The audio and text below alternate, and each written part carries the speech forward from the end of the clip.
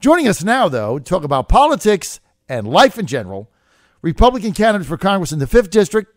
That's the south side of Virginia area, the largest district in the state. It's like bigger than New Jersey. Denver Riggleman, the Republican candidate.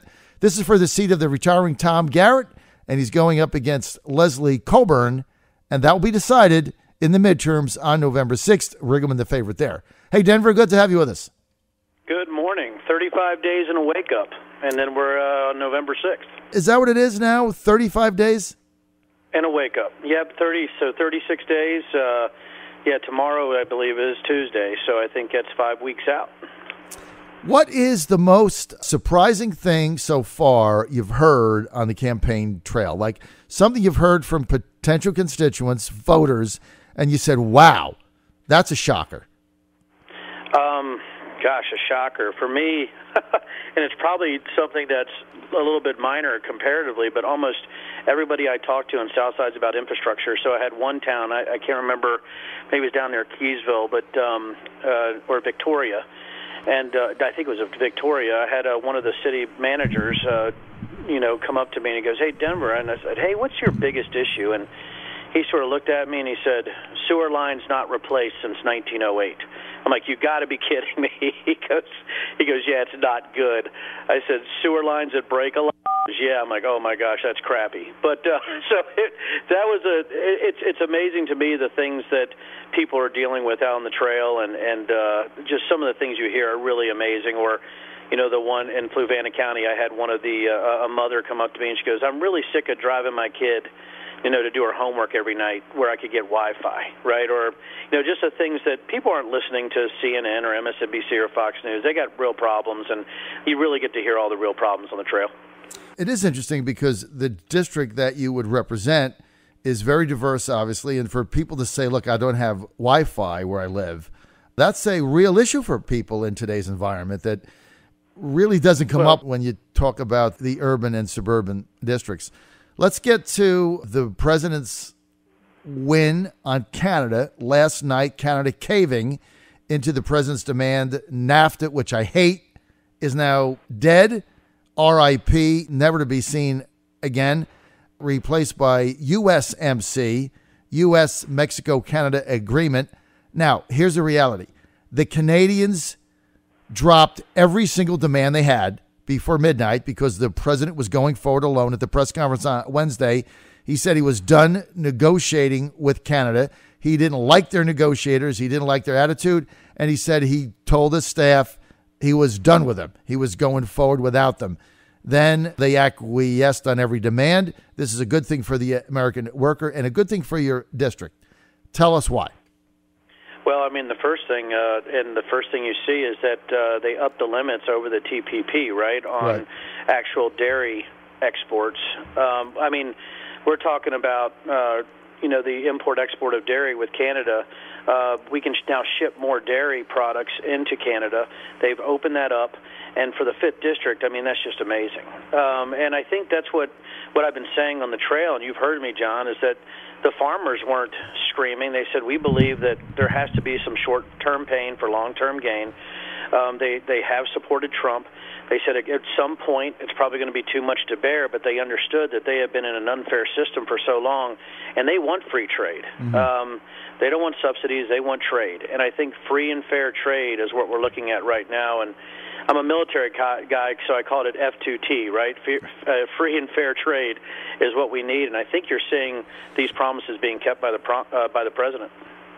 I was at the UN all week last week, and one of the key provisions that came out there is that the president is looking for some way to solve the Yemeni crisis. They haven't gotten there, but I know that was a big topic along with Israel and the Palestinians on everyone's mind. Based on your military background, how do we solve that? Because right now there seems no end in sight. 50,000 Yemenis are dead, and we've also got a humanitarian crisis that could go beyond the pale of anything that we've seen. Children are starving there, and we're backing the Saudis along with the Emirates. What's the answer here, Denver? Oh, man, that's, it's pretty interesting, John. It's a great question because I don't even know right now if there's an answer in our military intelligence circles about how to extract the Iranians from what they're doing in their support of the Houthis. And I think that's been the big deal for us is that, Iran is the number one purveyor of state-sponsored terrorism. And I think that what they're trying to do is they're trying to use terrorism as like a hegemonic exercise to do all these awful things. I just think if it was me going in there, I would try to find out that we could be more surgical in removing the Iranian influence based on intelligence gathering and based on special operations. That would be the first thing I would see. Is there any kind of alternative or course of action where we can concentrate just on removing Iranian influence, arms, money, and the things that they do? And I think that would be the first step that I would take. Also, I think when you saw General Mattis go downrange, I think it really comes down to mission planning also and process. We have to improve our mission planning processes, or the Saudis do. They have to improve their mission planning processes because process does save lives. We have to have some kind of legal structure there where we're not doing something or not supporting something that's sort of ad hoc when it comes to targeting. So those would be the first two things that I would do is how do we surgically remove Iranian influence, and the second thing is how do we improve the mission planning process so that we reduce collateral damage while we're trying to, remove that cancer. Denver Riggleman, let's get back to your campaign with Leslie Coburn. As you're out on the trail, could you define for our listeners in the 5th District, what are the 2 or 3 biggest policy issue differences between yourself and Leslie? Medicare for all versus a bipartisan solution for health care, I think is really big for us out there. I think the other one is immigration. Everybody in the 5th wants a secure border. There's no open border policy that they want. Now, they want streamlined immigration based on the labor shortages, but that certainly, is something we have to do. And I think the third thing is the Second Amendment. I mean, I have found that our differences on the Second Amendment are huge. And so it really comes down to how, we look at the world. There's two differing worldviews, have our American views that we have, and one is that the government takes care of everything. And then my view is that the individual should always be allowed to control their own life. And that's really what it comes down to is just two different viewpoints on how we see the world. And that also I'm very solutions-oriented, always have been. And I find that what I'm dealing with on the left is not solutions-oriented. It's just a resist Trump movement. They have really no answers or no ideas.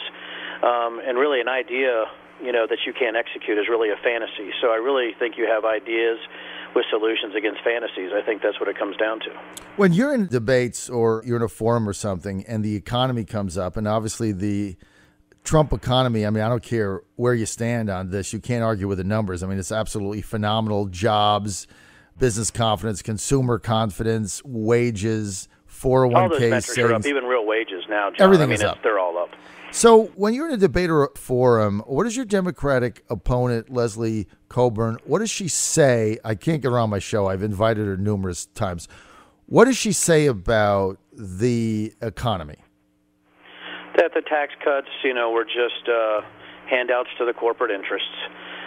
She says that we're spending ourselves to oblivion while saying that we need to spend $40 trillion more on Medicare for all and free college and the student debt crisis, making sure that we forgive student debt. It's just an absolute, just this hypocritical, it's not hypocritical, almost, kind of, dissonance in your thinking. But it really comes down to is that there's just this, or, the economy's great, but Obama did it. There's no way for them to get their arms around the fact that the economy is booming. And even with, where are we now, 4.2% GDP, yep. Right? We still have more jobs than we have people. And then she talks about the labor shortages and that we have to fix it, and that's because we have a superheated economy. So I just point that out. Well, the reason there's labor shortages is because, we have a superheated economy, and we need to fix those labor shortages. So it just seems to me that I'm trying to find solutions to the labor shortages to lower the unemployment rate from 3% in the 5th District. It might be 2.9% now, to lower that unemployment rate and to fix those labor shortages for all of our farmers and things of that nature, but also for co-ops and healthcare. we really have huge labor shortages because we don't have the people to fill it. So it really comes down to just finding the solutions for the labor shortages for me based on a superheated economy. And we have somebody saying that we're leveraging our children when they're saying we should spend $40 trillion more dollars. It's just a head scratcher. It's very difficult to argue against the deficit and the debt, and then you want to spend $40 trillion on a everything. Medicaid for all plan. I mean, it's just really it comes down to a philosophy, and it doesn't make me angry. It's a philosophy of one side is about a lot of handouts, and I am against handouts, and sometimes that's an unpopular opinion. Right. I mean, you're going to find compromise at some points, John, right? You're not going to be an idiot, right? You know that America is going to have a basic social safety net. We always have. We're not going to get rid of Medicare or Medicaid. That's never going away. Or Social Security. That's not going away. But what we have to do is find ways to rip out the fraud, waste, and abuse, to audit those organizations that are wasting our money, and to get this bureaucratic weaponization out of the way. And that is not easy. And people don't want to hear that it's hard. They don't want to hear that, listen, no deficit or debt was ever because of a tax cut. It's always because of spending. Right. So we can't always sit here and say we just throw more money at these problems, allow the bureaucratic sort of, apparatchiks control everything that we do, right, as we go forward. And I think we're just to a point that we have to have some solutions and people that are willing to make some tough decisions. Even with a great economy and all the things that we have going for us, there are tough things you have to do, and it's not about handing money out to everybody. We're chatting with Denver Riggleman. He is the Republican candidate for Congress in the 5th District of Virginia. That's the South Side area. It's a bigger district than New Jersey, the biggest one in Virginia. He's fighting for the seat of the retired Republican Tom Garrett, and he's up for election on November 6th. That's considered an open seat. His opponent, Democratic candidate Leslie Colburn, author, writer. We haven't invited her on our show for equal time so far without success. Denver, in interacting with Leslie, I'm going to ask you a little bit of a different question because I'm really sick of the negativity that's gone out there in this campaign. I mean, Dave just got something at his door that his children opened up, telling him to rot in hell and stuff like that. It's just awful. What is the one thing you've learned about your opponent, Leslie, that you really like? That I really like? Yeah. I think what I like about Leslie is that when you throw your hat into a ring, and I've said this into the debates, is the fact that we have two people who've never run for office before, and just the courage to run in this environment, it takes a lot of guts. And I have admiration for that. Now that I've gone through it, I admire, the fact that she would throw her hat in the ring. It is not easy. And I can tell, that, and she's been running since the primary, you can tell when people are tired. And this campaign, was tough. Actually, I think our third debate was the most civil that we've had. But, we've had some bizarre things happen. I mean, you talked about what happened to Dave, John. I mean, we had a human, defecate on one of my advisor's front porches. I mean, this is the kind of stuff that we have going on, and we were just, it was just sort of shocking.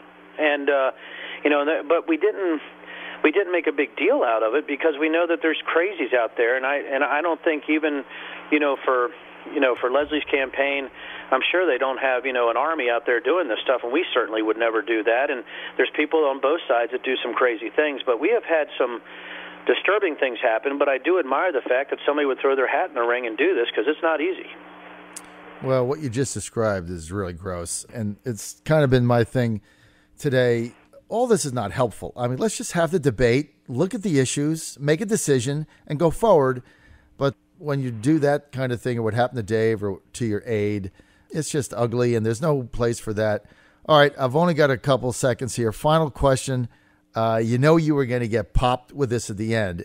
You're running for Congress, not U.S. Senate. But if you were in the U.S. Senate, based on the information you have now on Brett Kavanaugh, what you have today, would you vote up or down? He would be confirmed. Denver Riggleman, I love when you're succinct. John Fredericks Radio Network. Well, I mean, it's all about evidence, right? It's about what you do. It's about the It's about the investigation. The fact that President Trump, allowed the FBI to go ahead and do this, I think is actually a good thing. And I think what we'll see is that he's going to be exonerated. But if he isn't, then appropriate action is taken if the FBI finds something negative. That's how it goes. John Frederick's Radio Network. Want to thank Denver Riggleman for being with us. Hey, Denver, people want more information. What's your website? It is denverforcongress.com, and you can go to Denver, the number 4 VA for Twitter.